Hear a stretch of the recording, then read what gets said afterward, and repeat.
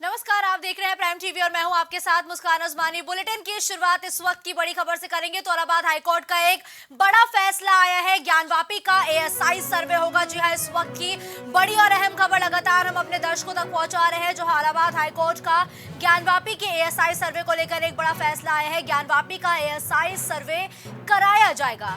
High court में मुस्लिम पक्ष की याचिका को खारिज कर दिया गया है। जिला कोर्ट का फैसला हाईकोर्ट ने भी बरकरार रखा है। दरअसल जिला कोर्ट की तरफ से ज्ञानवापी परिसर के एएसआई सर्वे को मंजूरी दे दी गई थी। तो वही अब इलाहाबाद हाईकोर्ट की तरफ से भी एएसआई सर्वे का जो फैसला जिला कोर्ट की तरफ से दिया गया था उसको फिलहाल के लिए बरकरार रखा गया है। तो ज्ञानवापी का एएसआई सर्वे किया जाएगा और जिला कोर्ट का ये जो फैसला है उसको बरकरार रखा गया है। मुस्लिम पक्ष ने जो एएसआई सर्वे था उसके खिलाफ एक याचिका दायर की थी। इलाहाबाद हाईकोर्ट में आपत्ति दायर की थी, तो उसी पर लगातार सुनवाई का दौर जारी था। तो आज अब फैसला आ चुका है, यानी कि ज्ञानवापी परिसर का एएसआई सर्वे कराया जाएगा।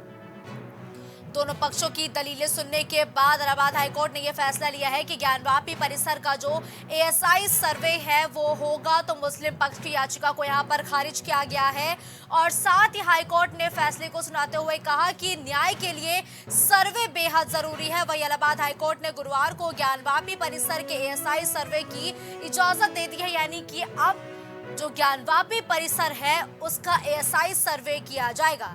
हाईकोर्ट ने अंजुमन इंतजामिया मस्जिद कमेटी की याचिका खारिज करते हुए तत्काल सेशन कोर्ट के आदेश का पालन करने यानी कि सर्वे शुरू करने का ऑर्डर दिया है। वही पिछली सुनवाई के दौरान हाईकोर्ट ने एएसआई से सुनवाई खत्म होने तक मस्जिद का सर्वे शुरू न करने की बात को कहा था और जुलाई के अंतिम हफ्ते में कोर्ट में दोनों पक्षों की तरफ से लगातार 2 दिन तक बहस भी चली थी। कोर्ट ने दोनों पक्षों को सुनने के बाद 27 जुलाई को अपना फैसला रिजर्व किया था और अब इस पूरे मामले पर फैसला आ चुका है।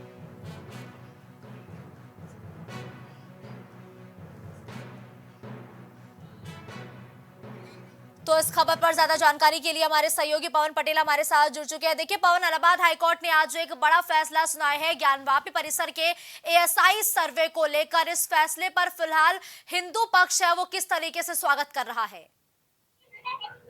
जी बिल्कुल मुस्कान, जिस तरीके से ज्ञानवापी मामले को लेकर सभी की निगाहें हाई कोर्ट के इस महत्वपूर्ण फैसले पर टिकी हुई थी और इस पूरे ज्ञानवापी मामले को लेकर बीते 27 जुलाई को इस पे फैसला सुरक्षित रखा गया था। आज गुरुवार को कोर्ट ने इस पे बड़ा फैसला दिया है। कोर्ट ने जिला अदालत के फैसले को बरकरार रखते हुए ये आदेश किया है कि एएसआई टीम ज्ञानवापी का सर्वे करेगी। तो निश्चित रूप से ये फैसला लोगों के लिए एक बड़ी खबर है और जिस तरीके से इस पूरे फैसले को लेकर पूरे प्रदेश की निगाहें टिकी हुई थी, फैसले को लेकर आज गुरुवार को कोर्ट ने ये फैसला किया है कि बिना किसी नुकसान के एएसआई सर्वे करेगी।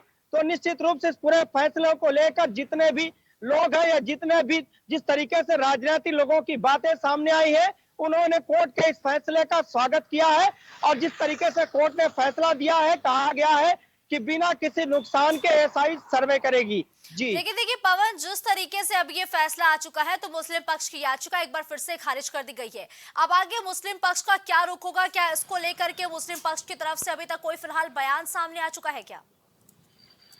जी बिल्कुल, देखिए मुस्कान, अभी इस बात को लेकर कोई बयान नहीं आया है। हालांकि जिस तरीके से कोर्ट ने मुस्लिम पक्ष की याचिका खारिज की है, ऐसे में ये कहा जा रहा है कि मुस्लिम पक्ष सुप्रीम कोर्ट का दरवाजा खटखटाएगी। लेकिन अब किस तरीके से मुस्लिम पक्ष इसमें अपनी याचिका दायर करेगा या किस तरीके से कोर्ट में इसमें क्या फैसला आएगा, हालांकि इस पर अभी तक कोई आधिकारिक बयान सामने नहीं आया है। लेकिन इस पूरे मामले को लेकर लोगों में तमाम तरह के कौतूहल थे। हालांकि कोर्ट ने आज इस पर अपनी मोहर लगा दी है और एएसआई इस पर सर्वे करेगी। लेकिन मुस्लिम पक्ष की किस तरीके की बातें हैं इसकी अभी तक कोई आधिकारिक पुष्टि नहीं हो पाई है और इस पर अभी तक किसी तरह का आधिकारिक बयान नहीं सामने आया है। तो लोगों का जो अभी तक जो लोगों के बीच में कौतूहल था उस पर आज विराम लग गया है। कोर्ट ने अपना फैसला दे दिया है, एएसआई की टीम सर्वे करेगी। कोर्ट ने अपना फैसला दे दिया है, यानी कि ज्ञानवापी परिसर का एएसआई सर्वे होगा ताकि जो पूरा सच है वो सामने आ सके। ऐसे में क्या कोई तारीख भी दी गई है जब एएसआई सर्वे की शुरुआत होगी हाईकोर्ट की तरफ से? जी नहीं, अभी इस पे हाई कोर्ट की तरफ से ऐसी कोई डेट नहीं दी गई है कि इसकी जो सर्वे की तारीख है वो नहीं तय की गई है। लेकिन ये कहा जा रहा है कि कोर्ट का फैसला आने के बाद इस एएसआई इस पे अपना सर्वे शुरू करेगी। हालांकि कोर्ट ने अभी तक इसके आधिकारिक रूप से पुष्टि नहीं की है कि इसकी तारीखों का किस तरीके से ऐलान किया गया है, लेकिन कोर्ट के फैसले के बाद से ही लोगों ने जश्न मनाने शुरू कर दिए हैं। लोगों का ये कहना था कि जिस तरीके से कोर्ट ने आज फैसला दिया है, आज के बाद से ही एसआई टीम सर्वे करेगी। हालांकि इसकी तारीखों का ऐलान नहीं हुआ है, लेकिन ये कहा जा रहा है कि आदेश के बाद से ही एसआई टीम सर्वे के लिए जुड़ जाएगी। जी बिल्कुल, देखिए पवन, आपत्ति पर आपत्ति लगातार मुस्लिम पक्ष दायर करता हुआ हर बार नजर आता है। और पहले भी जो मुस्लिम पक्ष है वो उस मसले को लेकर सुप्रीम कोर्ट पहुंच चुका है, जबकि सुप्रीम कोर्ट ने ही मुस्लिम पक्ष को हाई कोर्ट का रुख करने को कहा था। अब तो हाई कोर्ट ने भी एएसआई सर्वे को मंजूरी दे दी है, तो क्या मुस्लिम पक्ष सुप्रीम कोर्ट का रुख करेगा? और दूसरा सवाल पवन, अगर रुख करेगा तो क्या हाई कोर्ट ने कोई समय दिया है मुस्लिम पक्ष को? जी नहीं, हालांकि इस तरीके से अभी तक बातें सामने आई है कि कहा यह जा रहा है कि मुस्लिम पक्ष सुप्रीम कोर्ट का दरवाजा खटखटाएगा, सुप्रीम कोर्ट में याचिका दायर करेगा। हालांकि हाई कोर्ट द्वारा इस तरीके की ऐसी कोई भी आधिकारिक पुष्टि नहीं हुई है कि मुस्लिम पक्ष को किस तरीके का समय दिया गया है, लेकिन जिस तरीके से कोर्ट का फैसला आया है, ये कहा जा रहा है कि मुस्लिम पक्ष अपनी दलीलें सुप्रीम कोर्ट में पेश कर सकता है। इसके लिए सुप्रीम कोर्ट का दरवाजा खटखटाने की बातें थी, वो सामने आई है। हालांकि जब तक इसकी आधिकारिक पुष्टि नहीं हो जाती या कोई तरीके से इस पे आधिकारिक बयान नहीं आ जाता, इस पे कहना थोड़ी सी जल्दबाजी होगी। लेकिन ये कहा जा रहा है कि मुस्लिम पक्ष सुप्रीम कोर्ट का दरवाजा खटखटाने की तैयारी में है। जी बिल्कुल, देखिए पवन, अब जाहिर सी बात है एएसआई सर्वे को तो मंजूरी दे दी गई है, लेकिन इस पूरे मसले पर फैसला जो है वो 27 जुलाई को ही सुरक्षित कर लिया गया था। और अब आज इस फैसले को सुनाया गया है। और जब ये फैसला सुनाया जा रहा था तो उस वक्त कोर्ट रूम के अंदर कौन कौन मौजूद था? दोनों पक्षों की तरफ से जब ये फैसला सुनाया जा रहा था, पढ़ा जा रहा था, तो कोर्ट रूम के अंदर दोनों ही पक्षों के कौन कौन से लोग मौजूद थे पवन? जी बिल्कुल, देखिए इस पूरे मामले को लेकर बीते 27 जुलाई को ही कोर्ट ने फैसला सुरक्षित रख लिया था। हालांकि बीते 27 जुलाई को दोनों पक्ष के लोग थे और दोनों पक्ष के लोगों के बीच ये सुनवाई चल रही थी। पूरे दिन जब ये सुनवाई चली थी तो कयास यही लगाया जा रहा था कि बीते 27 जुलाई को ही कोर्ट अपना फैसला दे देगी, लेकिन देर शाम तक जब कोर्ट ने इसका आदेश जारी कर दिया कि इस फैसले को सुरक्षित रखा गया है, तो उस दौरान भी दोनों पक्ष के लोग वहां मौजूद थे। और आज भी जब इस पूरे फैसले को लेकर सुनवाई की जा रही थी और कोर्ट ने अपना फैसला दिया, तो दोनों पक्ष के लोग वहां पर मौजूद थे। अब इस तरीके की जब बातें सामने आई कि कोर्ट ने अपना फैसला दे दिया, इसकी आधिकारिक रूप से बयान सामने आ गए। हालांकि मुस्लिम पक्ष की बातें अभी तक सामने नहीं आ पाई हैं कि आखिर इस फैसले को लेकर मुस्लिम पक्ष की अपनी क्या राय है।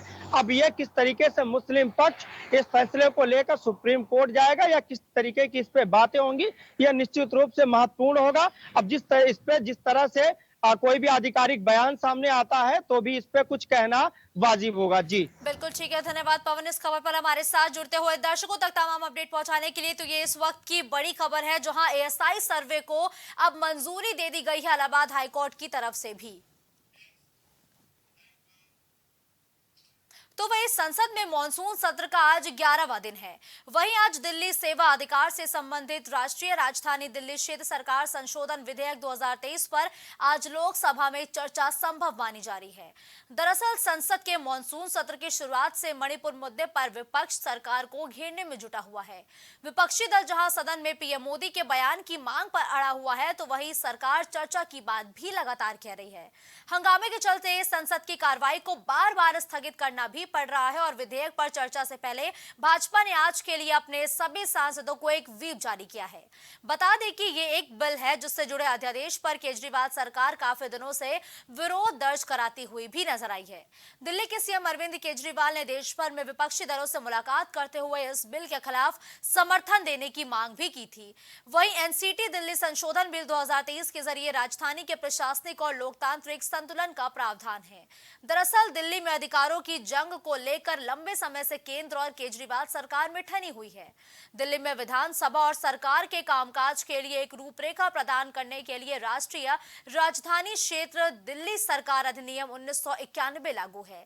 2021 में केंद्र सरकार ने इसमें संशोधन किया था और संशोधन के तहत दिल्ली में सरकार के संचालन कामकाज को लेकर भी कुछ बदलाव किए गए थे, जिसमें उपराज्यपाल को कुछ अतिरिक्त अधिकार दिए गए थे। इसके मुताबिक चुनी हुई सरकार के लिए किसी भी फैसले के लिए एलजी की राय लेनी अनिवार्य किया गया था। तो इस खबर पर ज्यादा जानकारी के लिए हमारे सहयोगी विभांशु हमारे साथ जुड़ चुके हैं। देखिए विभांशु, लगातार जो संसद की कार्रवाई है, जो मॉनसून सत्र है, वो स्थगित पर स्थगित होता हुआ नजर आ रहा है और आज 11वां दिन है और आज ये कहा जा रहा है कि जो अध्यादेश लाया गया था केंद्र सरकार के द्वारा दिल्ली में, जिस पर लगातार अरविंद केजरीवाल विरोध प्रदर्शन करते हुए भी नजर आए थे, समर्थन मांगते हुए भी नजर आए थे।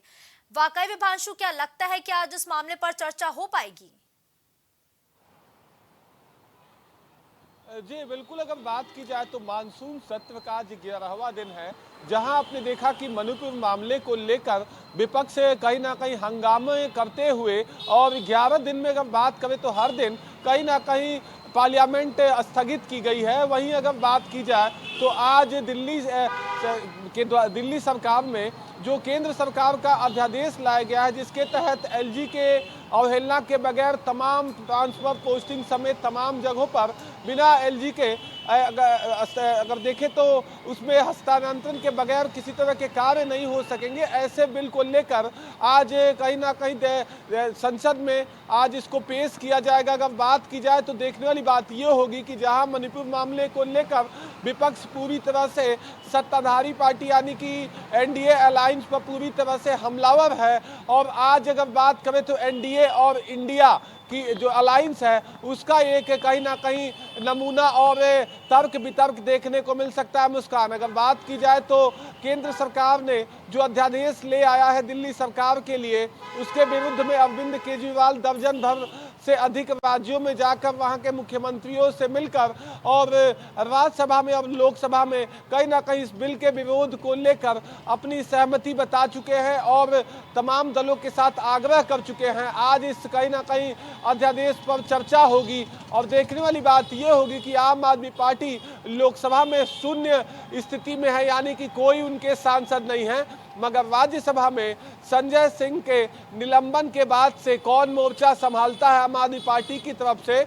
माना जा रहा है कि पंजाब से राज्यसभा सांसद राघव चड्ढा कहीं ना कहीं आज दिल्ली सरकार के खिलाफ जो केंद्र सरकार ने अध्यादेश लाया है उसके विरुद्ध में चर्चा करते हुए नजर आएंगे। साथ ही देखने वाली बात ये भी तो संभाल लेंगे आम आदमी पार्टी के जो बचे हुए सांसद है, लेकिन क्या वाकई में चर्चा संभव है? क्योंकि जिस तरीके से विपक्ष लगातार सदन से वॉकआउट करता है, मणिपुर हिंसा को लेकर हंगामा करता है, जिसके बाद कार्रवाई पर कार्रवाई स्थगित होती है, क्या आज भी चर्चा हो पाएगी इस मसले पर? जी बिल्कुल, माना जा रहा है कि आज जब सरकार इस अध्यादेश को पेश करेगी उस वक्त कहीं ना कहीं हंगामे के आसार जताए जा रहे हैं। मुस्कान, मगर बात की जाए तो तमाम विपक्षी दल कहीं ना कहीं आज आम आदमी पार्टी के साथ कंधे से कंधा मिलाकर खड़े होते हुए नजर आएगी, क्योंकि बात करें तो विपक्ष की 2 बैठक हो चुकी है मुस्कान, बिहार में, उसके ठीक बाद बेंगलोर में, जिसमें कहा जाता है INDA अलायंस के तमाम नेता इस बात पे सहमति जताते हैं कि हम एक दूसरे के मामलों में एक स्वर में एक साथ मजबूती से आवाज रखते हुए नजर आएंगे। तो आज केंद्र सरकार के खिलाफ जो केंद्र सरकार जो अध्यादेश दिल्ली सरकार के अंदर में ले आ रही है उसके विरुद्ध में कौन विपक्षी नेता अपना कैसे मोर्चा खोलता है, और बात करें तो जब बिल पढ़ा जाता है तो किस तरह का रुख विपक्षी दलों का रहता है वो तो वक्त बताएगा, मगर हंगामे के पूरे आसार कहीं ना कहीं संभव मानी जा रही है, क्योंकि आज कहीं ना कहीं विपक्षी दलों का समूह INDI अपनी ताकत को दिखाने का प्रदर्शन भी करता हुआ नजर आएगा। ऐसे में आज ये चर्चा विपक्षी दलों के लिए जरूरी है या फिर मजबूरी बन चुकी है? क्योंकि लगातार अरविंद केजरीवाल जिस तरीके से बैठकों के दौरान ये कहते हुए नजर आए थे कि अगर इस मुद्दे पर तमाम दलों का उन्हें समर्थन नहीं मिलता है तो वो INDIA के साथ गठबंधन नहीं करेंगे। तो सीधा सवाल यही रहेगा कि ये जो चर्चा है ये जरूरी है या फिर एक मजबूरी है विपक्षी दलों के लिहाज से? जी बिल्कुल, अगर बात की जाए तो जो गठबंधन बेंगलोर में बनाया गया Indian national development and inclusive alliance, उसमें साफ तौर से कहा गया कि समावेशी गठबंधन है, हम एक दूसरे के साथ मिलकर और तमाम मुद्दों पर बात करते हुए नजर आएंगे। तो देखने वाली बात यह होगी कि आज क्या INDA अलायंस की एक एकजुटता की और एक मजबूती की मिसाल संसद भवन में देखने को मिलती है या नहीं, वो तो साफ हो जाएगा मुस्कान। मगर निश्चित तौर से तमाम दलों के द्वारा माना जा रहा है कि 26 दल जो इंडिया अलायंस के अंदर में है वो पूरी तरह से आज आम आदमी पार्टी के इस लड़ाई में कहीं ना कहीं उनके साथ नजर आएंगे। अब देखने वाली बात ये होगी कि तमाम जो नेता हैं वे अलग अलग दलों के, उनकी तरफ से क्या दलील दी जाती है और सत्ता पक्ष की तरफ से जो तमाम आरोप दिल्ली सरकार के द्वारा लगाए गए हैं उनके विरुद्ध में क्या जवाब दिए जाते हैं। साथ ही अगर बात की जाए तो आज ये अध्यादेश जब कहीं ना कहीं संसद भवन में पढ़ी जाएगी तो किन किन मुद्दों को लेकर और किन मामलों को लेकर विपक्षी आज गुटबंदी के साथ सरकार पर हमला बोलता है वो देखने वाली बात होगी। बिल्कुल ठीक है, धन्यवाद दीपांशु इस खबर पर हमारे साथ जुड़ते हुए दर्शकों तक तमाम अपडेट पहुंचाने के लिए।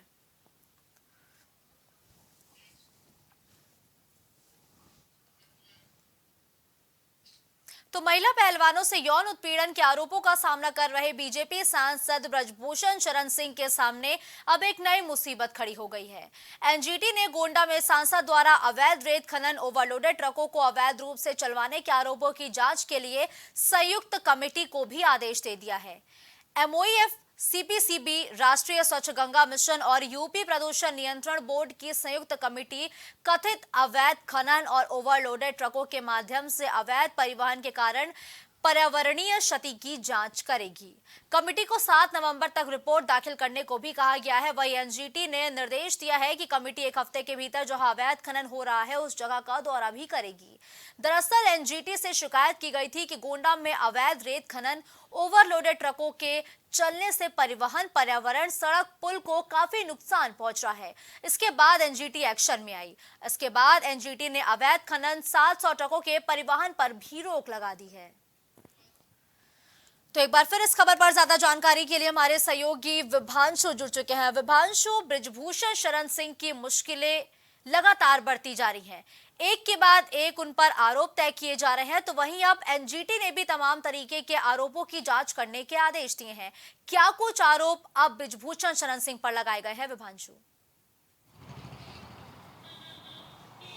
जी बिल्कुल, आपको बता दें कि गोंडा के सांसद और WFI के पूर्व अध्यक्ष ब्रजभूषण शरण सिंह के मुश्किलें कम होने की नाम बिल्कुल नहीं ले रही हैं। अगर बात की जाए तो यौन उत्पीड़न, पहलवानों से यौन उत्पीड़न के मामले में वो जमानत पे रिहा हैं, मगर आपको बताएं कि अब दूसरा मामला उनके ऊपर कहीं ना कहीं उनको मुश्किलें खड़ा करते हुए नजर आ रहा है। आपको बताएं कि गोंडा के अंदर में अवैध खनन और ओवरलोड ट्रक के से रेत सप्लाई के मामले में कहीं ना कहीं शिकायतकर्ताओं के द्वारा शिकायत की गई थी, जिसके बाद एनजीटी यानी कि नेशनल ग्रीन ट्रिब्यूनल की तरफ से अब इस मामले की जांच के आदेश दिए गए हैं। इसमें अगर बात की जाए तो प्रदूषण नियंत्रण बोर्ड और साथ ही साथ स्वच्छ, अगर बात करें तो अगर देखें तो इसमें टोटल 2 एजेंसियों को जांच की रूपरेखा तैयार करने को दी गई है और 7 नवंबर तक रिपोर्ट दाखिल करने की बात कही गई है। आपको बता दें कि अवैध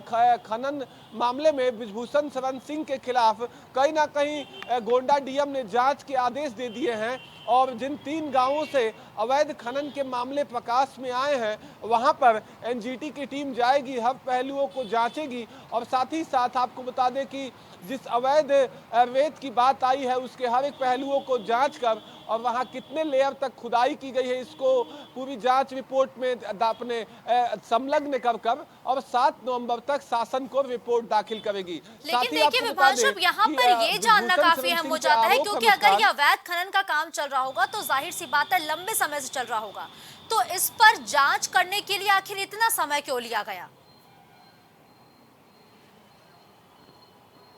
जी बिल्कुल, आपको बता दें कि अगर बात करें तो देखें तो शिकायतकर्ता के शिकायत के बाद से मामला प्रकाश में आया है, जिसके बाद गोंडा डीएम की तरफ से जांच के आदेश दिए गए हैं। इसमें साफ तौर से अगर देखा जाए तो माइनिंग और साथ ही साथ ओवरलोडेड ट्रक से पुलिया और जो तमाम सड़कें हैं उसके नुकसान की भी कहीं ना कहीं रिपोर्ट में, जांच की रिपोर्ट में रखने की बात कही गई है। अगर बात करें तो मामला प्रकाश में आने के बाद अब कहीं ना कहीं एनजीटी की तरफ से इस मामले की जांच की आदेश दिए गए हैं। साथ ही आपको बता दें मुस्कान की अगर बात करें तो ब्रिजभूषण शरण सिंह के ऊपर इस आरोप के लगने के बाद से लगभग 700 से अधिक ट्रकों को खदानों से पर रोक दिया गया है। साथ ही अगर बात करें तो इस मामले की जांच के बाद अगर देखा जाए तो कितने लोग इसमें सम्मिलित हैं और जांच एजेंसियां अगर बात करें तो देरी से कहीं ना कहीं अपने आप को एक्टिव की हैं, मगर से उनको सूचना मिलने के बाद एनजीटी कहीं ना कहीं जांच की आदेश दी है। ठीक है, देखिए विभांशु, एनजीटी ने एक कमेटी का भी गठन किया है जो जाएगी और तमाम तरीकों के पहलुओं पर जांच पड़ताल करती हुई भी नजर आएगी। तो इस जांच कमेटी का विभांशु आखिर हिस्सा किसे बनाया गया है? जी, इसमें साफ तौर से अगर देखा जाए तो खनन विभाग यानी कि माइनिंग डिपार्टमेंट के तमाम अफसरों को इसका हिस्सा बनाया गया है। साथ ही आपको बता दें कि स्वच्छ गंगा मिशन के जो तमाम पदाधिकारी हैं वो भी इसमें से सम्मिलित रहेंगे। इसको लेकर अगर बात की जाए तो लगभग 6 लोगों की टीम बनाई गई है और ये 6 लोग उस माइनिंग के क्षेत्र में जाएंगे जहां से सूचना आई है, जहां से शिकायत आई है, वहां जाएंगे और हर एक पहलुओं को जांचेंगे और उसकी रिपोर्ट कहीं ना कहीं 7 नवंबर तक शासन को देंगे। साफ तौर से अगर देखा जाए तो गोंडा के डीएम इसमें इस कमेटी में कहीं ना कहीं हिस्सा रहेंगे और उनके द्वारा तमाम पहलुओं को जांचा जाएगा। साथ ही लेकिन देखिए विभांशु, भी लगातार आप भी जिक्र कर रहे हैं कि 700 ट्रकों के परिवहन पर फिलहाल रोक लगा दी गई है, तो क्या ये ट्रक पहले सड़कों पर फर्राटा भरते हुए किसी अधिकारी को नजर नहीं आए? क्या इस पूरे मामले को लेकर शिकायतकर्ता का इंतजार किया गया कि पहले कोई शिकायतकर्ता सामने आए तब जाके एक्शन लिया जाएगा? जी बिल्कुल, अगर बात की जाए तो कहीं ना कहीं माइनिंग डिपार्टमेंट के इस चीज़ों को देखना चाहिए, हर एक पहलुओं को देखना चाहिए। जहां माइनिंग हो रही है वहां अपना ध्यान आकर्षित करके, अपना ध्यान केंद्रित करके अगर कहीं इलीगल तरीके से माइनिंग की जा रही है तो वहां कार्रवाई करनी चाहिए, शिकायतकर्ता तक बात नहीं जानी चाहिए। अब देखने वाली बात ये होगी कि माइनिंग विभाग के तमाम कर्मचारी, साथ ही साथ स्वच्छ गंगा मिशन के तमाम पदाधिकारी, साथ ही साथ अगर बात की जाए तो प्रदूषण नियंत्रण कंट्रोल बोर्ड के तमाम पदाधिकारी इस मामले की जांच करेंगे। और जिन 700 ट्रकों की अगर बात मुस्कान की जाए तो अगर देखें तो लंबे अरसे से ओवरलोडिंग ट्रक अवैध तरीके से माइनिंग की खबरें कहीं ना कहीं सामने थी, मगर उसमें तूल नहीं पकड़ा था। अब ये मामला एनजीटी के पास है यानी कि नेशनल ग्रीन ट्रिब्यूनल के पास है, तो हर एक पहलुओं को जांचेगी। और साफ तौर से देखा जाए तो ओवरलोडेड ट्रक से आस पड़ोस की सड़कें और पुलियों पर कहीं ना कहीं क्षतिग्रस्त होने की बात भी सामने आई है। बिल्कुल ठीक है, धन्यवाद विभांशु इस खबर पर हमारे साथ जुड़ते हुए दर्शकों तक तमाम अपडेट पहुंचाने के लिए।